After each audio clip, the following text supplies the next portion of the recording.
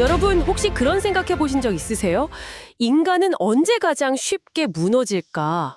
모든 것이 부족할 때일까요? 아니면 역설적으로 모든 것이 차고 넘칠 때일까요? 오늘 저희가 여러분과 함께 깊이 파고들 자료는요. 바로 이 조금은 불편하지만 반드시 마주해야 할 질문을 던지고 있습니다. 생존을 걱정하지 않아도 되는 사회에서 우리는 과연 무엇으로 삶의 의미를 지켜낼 수 있는가? 이런 탐구죠. 맞습니다. 오늘 저희가 분석해볼 이 자료는 스케일이 아주 커요. 1960년대에 진행된 한 동물 실험에서 시작해서요. 시간을 훌쩍 거슬러 올라가 고대 로마 제국의 심정부로 갔다가 다시 우리가 곧 마주할 인공지능의 시대로 돌아오거든요. 와, 시공간을 넘나드네요. 네, 전혀 상관없어 보이는 이 세 개의 점을 관통하는 하나의 질문이 바로 풍요, 그 이후에 우리는 무엇으로 사는가? 입니다. 정말 흥미로운 여정이 될 것 같은데요. 저희의 오늘 목표는 이 자료를 통해서 쥐들의 유토피아, 그리고 로마의 검투 경기, 마지막으로 AI 시대의 웰다잉, 이 세 가지 키워드가 언뜻 보면 아무 관련 없어 보이잖아요. 그렇죠. 전혀 달라 보이죠. 이걸 하나의 실로 꿰어보는 겁니다. 그리고 그 실 끝에 지금 우리의 삶이 어떻게 연결되어 있는지 함께 발견해 보는 거죠. 자, 그럼 그 첫 번째 이야기, 쥐들의 낙원부터 시작해 볼까요? 네. 네, 첫 단추는 1960년대 미국 국립정신건강연구소에서 진행된 존 비 칼훈이라는 학자의 동물 실험입니다. 유니버스 25라고 불린 이 실험은 말 그대로 쥐들에게 완벽한 유토피아를 만들어준 거였어요. 정말 완벽한 환경이었죠. 먹이는 마르지 않고 물도 항상 깨끗하게 공급되고요. 천적도 없고 질병도 없는. 네, 초기 상황은 정말 이상적이었습니다. 쥐들은 기하급수적으로 번설했고 2달마다 개체수가 2배로 늘어났어요. 이대로라면 수천, 수만 마리의 쥐라 행복하게 살아가는 거대한 군집이 만들어질 것만 같았죠. 성공적이었네요, 처음에는. 네, 칼룸 박사도 아마 성공을 예감했을 겁니다. 하지만 진짜 이야기는 바로 여기서부터 시작됩니다. 모든 것이 완벽했기 때문에 역설적으로 모든 것이 무너지기 시작했거든요. 바로 그 지점이에요. 개체수가 일정 수준에 도달하자 쥐들 사회에 이상한 균열이 생기기 시작합니다. 자료에 묘사된 걸 보면 정말 섬뜩한데요. 수컷들은 자기 영역을 지키는 걸 포기하고 암컷들은 새끼를 낳아도 돌보지 않고. 네, 심지어 공격하기까지 했다고 하죠. 네. 맞아요. 사회적 역할이 완전히 붕괴된 거죠. 가장 충격적인 건 그 다음에 나타난 세대입니다. 이들은 부모로부터 어떤 사회적 행동도 배우지 못했어요. 그저 먹고 자고 자기 털을 핥는 것 외에는 아무것도 하지 않았습니다. 연구자들은 이들을 아름다운 존재들, The Beautiful Ones라고 불렀어요. 아름다운 존재들이요? 네, 상처 하나 없이 매끈했지만 싸우지도 않고 짝짓기도 하지 않는 뭐랄까 살아있는 조각상 같은 존재들이었죠. 이름은 근사한데 사실상 사회적으로는 완전히 죽어버린 상태였던 거네요. 결국 이 유토피아의 결말은 어땠나요? 비극적이었죠. 먹이와 공간은 여전히 충분했지만 마지막 새끼가 태어난 지 600일이 지난 후 모든 쥐가 죽고 유토피아는 텅 비어버렸습니다. 굶어 죽은 것도 아니고? 네, 병들어 죽은 것도 아니었어요. 그저 더 이상 살아갈 이유, 즉 사회적 동기를 잃어버리자 스스로 소멸의 길을 택한 겁니다. 칼룸은 이 현상을 행동의 붕괴, 행동의 붕괴. 네, 즉 행동이 가라앉아 침몰해버리는 상태라고 명명했습니다. 와, 듣기만 해도 숨이 막히네요. 완벽한 환경이 오히려 존재의 이유를 앗아가는 지옥이 될 수도 있다니. 아니 근데 이게 정말 쥐들만의 이야기일까요? 이 실험 결과를 보고 섬뜩했던 게 어쩐지 우리 인간 사회의 모습과 겹쳐 보여서였거든요. 정확합니다. 텍스트에서도 바로 그 지점을 파고들더라고요. 무대를 고대 로마로 옮겨서요. 이건 단지 쥐 이야기가 아니다라는 게 이 자료의 핵심적인 문제의식이죠. 로마 제국, 특히 전성기의 로마는 인류 역사상 손꼽히는 풍요를 누렸습니다. 아, 그렇죠. 정복지에서 들어오는 막대한 양의 곡물, 자원, 그리고 노예 노동력 덕분에 많은 로마 시민들은 생존을 위한 고된 노동에서 해방될 수 있었어요. 심지어 국가는 시민들에게 빵을 무료로 나눠주기까지 했으니까요. 맞아요. 말 그대로 현대의 기본소득과 비슷한 개념이 이미 고대 로마에 있었던 거네요. 그럼 그들은 그 남아도는 시간을 어떻게 보냈을까요?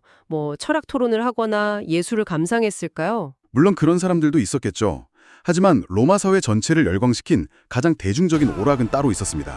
그게 바로 콜로세움에서 열리는 검투사들의 시합이었죠. 인간과 인간이 혹은 인간과 굶주린 맹수가 서로의 목숨을 걸고 싸우는 처절한 혈투 말입니다. 여기서 쥐의 유토피아와 로마가 연결되는군요. 우리는 흔히 로마인들이 원래 잔인해서라고 쉽게 생각하잖아요. 네, 그렇게 생각하기 쉽죠. 하지만 이 자료는 그게 단순히 개인의 잔인성 문제가 아니라고 지적합니다. 이건 국가가 직접 설계하고 제공한 거대한 오락 시스템이었다는 거죠. 그렇죠. 바로 그 유명한 빵과 서커스, 파네메트 실켄세스 정책입니다. 빵과 서커스. 빵으로 최소한의 생존을 보장해주고 서커스, 즉 검투 경기를 통해 무료함과 공허함에 빠진 대중의 감정을 한 곳으로 배출시키는 고도의 통치 기술이었어요. 여기서 중요한 질문이 생깁니다. 왜 하필 그토록 자극적이고 폭력적인 오락이어야만 했을까요?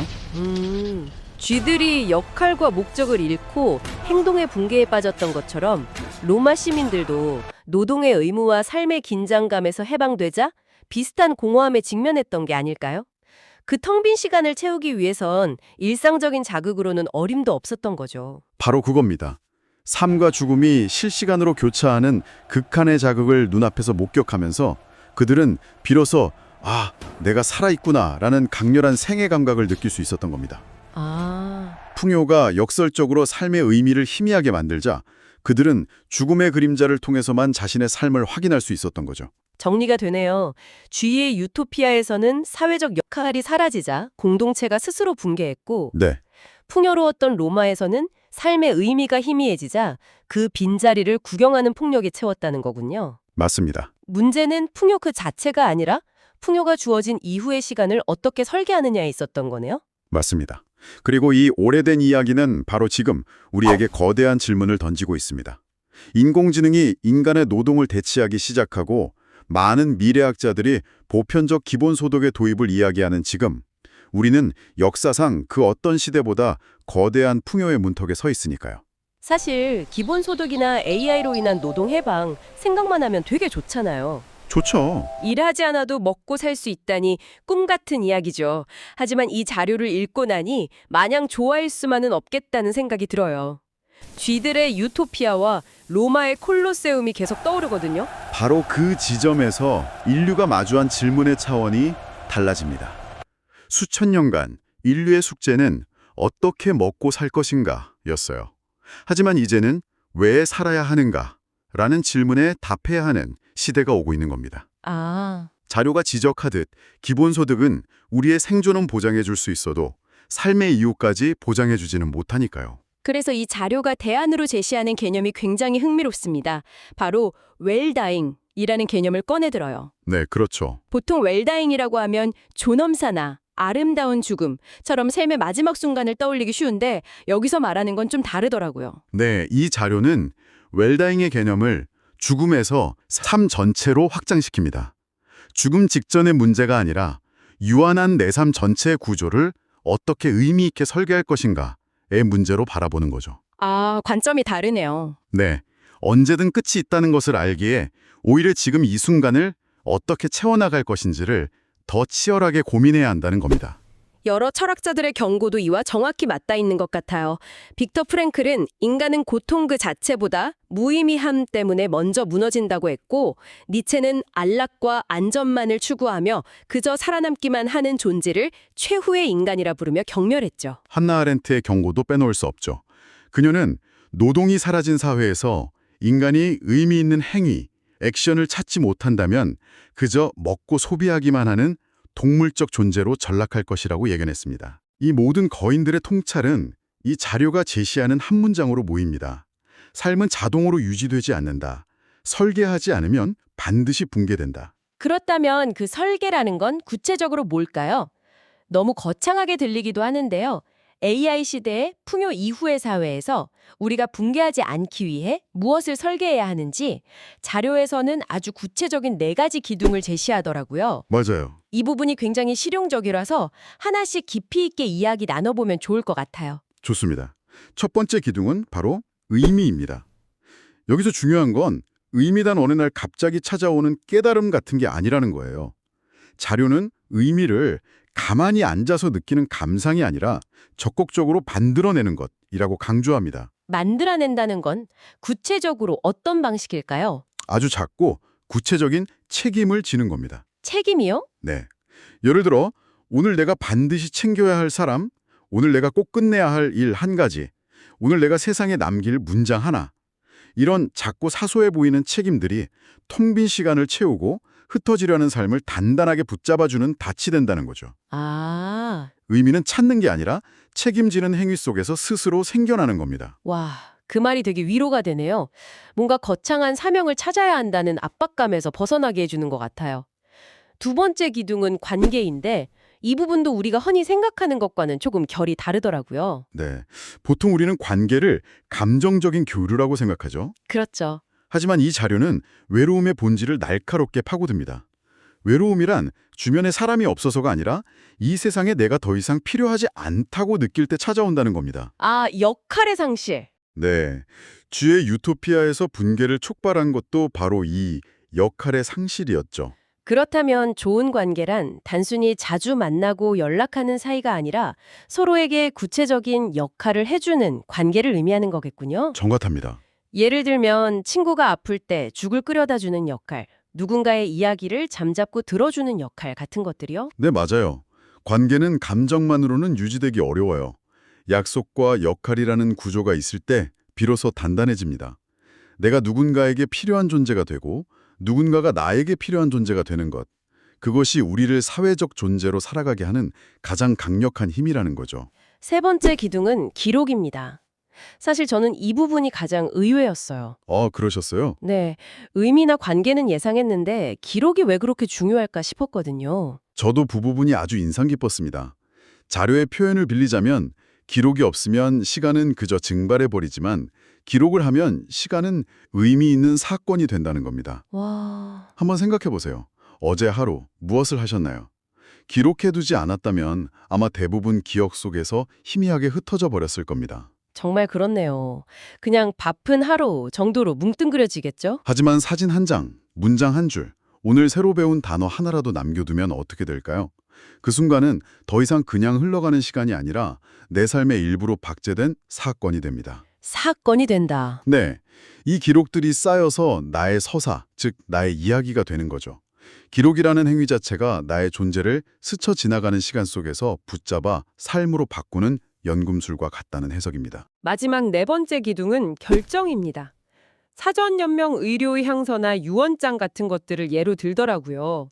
사실 이런 것들은 왠지 죽음을 생각하게 해서 좀 꺼려지잖아요. 그렇죠. 하지만 이 자료는 관점을 완전히 뒤집습니다. 이런 문서들은 죽음을 재촉하는 게 아니라 오히려 내 삶의 마지막까지 주도권을 잃지 않겠다는 가장 강력한 의지의 표현이라는 겁니다. 아, 내가 어떤 모습으로 삶을 마무리할지 스스로 결정하는 행위 자체가 삶을 얼마나 사랑하는지를 증명하는 것이죠. 그러네요. 생각해보니 그 결정은 나만을 위한 것도 아니고요. 내가 혼란스러운 결정을 남겨두지 않음으로써 남은 가족들이 불필요한 죄책감이나 다툼 없이 그들의 삶을 계속 살아갈 수 있도록 돕는 것이기도 하니까요. 맞습니다. 마지막까지 내가 져야 할 책임을 다하는 행위인 셈이네요. 맞습니다. 의미, 관계, 기록, 결정. 이 네 가지 기둥은 결국 한 방향을 가리키고 있습니다. 삶을 그저 주어지는 대로 흘려보내는 것이 아니라 나의 의지로 적극적으로 구성하고 만들어 나가야 한다는 것. 그것만이 풍요라는 거대한 파도에 휩쓸리지 않고 우리 자신을 지켜낼 유일한 방법이라는 게 이 자료의 최종적인 결론입니다. 오늘 정말 긴 여정을 함께 했네요. 1960년대 쥐들의 비극적인 유토피아에서 시작해서 피비린내 나는 로마의 콜로세움을 거쳐 AI와 기본소득이 기다리는 우리의 미래까지. 역할과 의미를 잃어버린 사회가 얼마나 허무하게 무너져 내릴 수 있는지 똑똑히 본 것 같습니다. 풍요는 분명 축복입니다. 하지만 동시에 아주 어려운 과제이기도 하죠. 그 풍요를 어떻게 채우고 설계할 것인지에 대한 답을 준비하지 않는다면 그 축복이 오히려 위험의 시작이 될 수도 있다는 서늘한 경고였습니다. 네. 쥐들의 유토피아는 먼 과거의 실험이 아니라 어쩌면 우리의 미래를 비추는 거울일지도 모릅니다. 이 이야기가 끝난 뒤 여러분 스스로에게 이 질문 하나만 던져보시면 좋겠습니다. 이 자료가 우리에게 남기는 가장 중요하고 또 가장 무거운 질문이기도 합니다. 나는 내게 남은 시간으로 무엇을 책임질 것인가? 거창한 답이 아니어도 좋습니다. 오늘 하루 내가 책임질 작은 무언가를 찾는 순간 우리의 삶은 다시 조용하지만 아주 단단하게 움직이기 시작할 겁니다.